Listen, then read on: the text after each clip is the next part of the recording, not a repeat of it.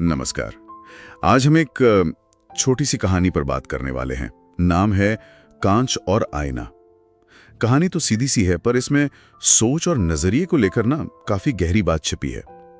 और हमारे पास जो जानकारी है वो कांच और आईना, सोच का नजरिया, इसी शीर्षक वाले कुछ विचारों से ली गई है।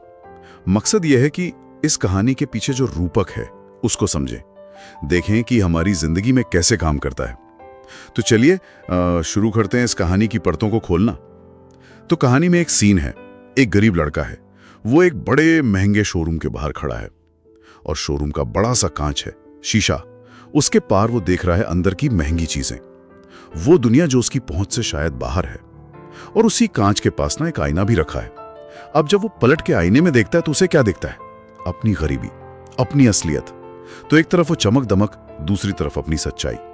ये जो कंट्रास्ट है ये काफी सोचने वाला है ना? हाँ बिल्कुल। और इसी पॉइंट पर कहानी में एक बूढ़ा आदमी आता है। वो इस लड़के को कुछ समझाता है। वो कहता है कि देखो, कांच और आईना लगते तो एक जैसे हैं, पर इनका काम बिल्कुल अलग है। कांच क्या करता है? वो तुम्हें दिखाता है कि बाहर क्या है, दुनिया, दूसरों की चीजें, मतलब ध्यान बाहर की तरफ ले जाता है।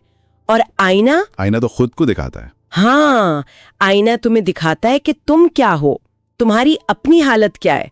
ये ध्यान को बाहर से अंदर लाता है। तो ये सिर्फ देखना नहीं हुआ, ये दो अलग नजरिए हो गए। एक बाहर देखता है, एक अंदर।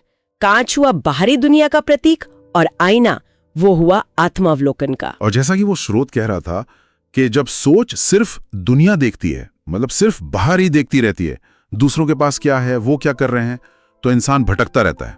ये बात थोड़ी सोचने वाली है। मतलब क्या ये एक तरह का जाल है कि हम बस दूसरों को देखते रहें और खुद को कम महसूस करें, या हमेशा और पाने की दौड़ में लगे रहें? हाँ, ये बहुत मुमकिन है। लगातार बाहर देखने से, तुलना करने से असंतोष पैदा हो सकता है, ईर्ष्या भी। और यही कहानी का दूसरा और शायद ज्यादा जरूरी हिस्सा आता है।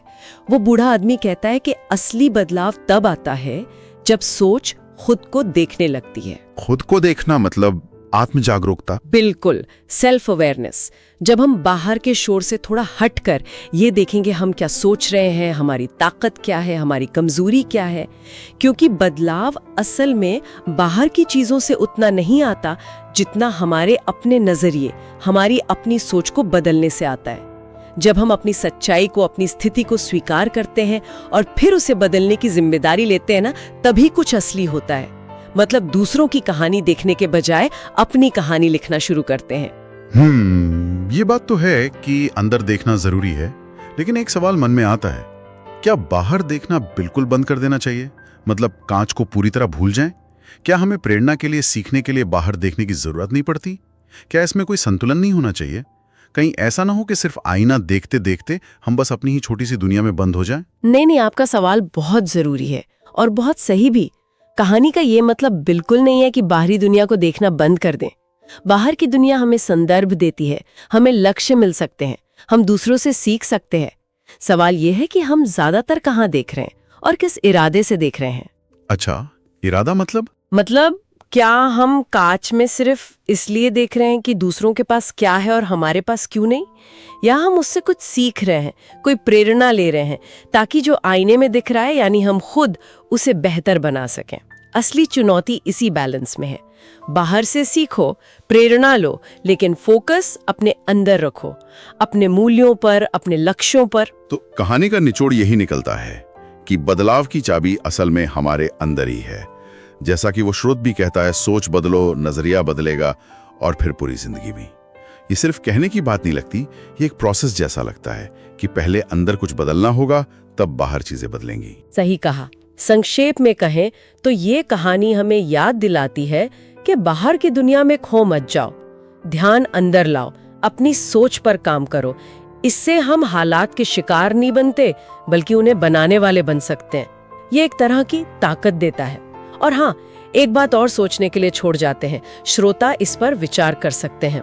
अगर आईना हमें खुद को दिखाता है, तो क्या वो खुद जो आईने में दिखता है उस दुनिया से पूरी तरह अलग है जो हमें कांच से दिखती है? दिलचस्प सवाल है। हाँ, हमारी पहचान, हमारी इच्छाएं, यहाँ तक कि हमारी असुरक्षाएं भी कहीं ना कहीं बाहर की दुनिया को देखकर ही तो बनती या बिगड़ती हैं। तो ये जो आत्मचिंतन है और ये जो बाहरी दुनिया का अवलोकन है, ये असल में कितने जुड़े हुए हैं? कहाँ एक खत्म होता है, कहाँ दूसरा शुरू? ये सोचने वाली बात है।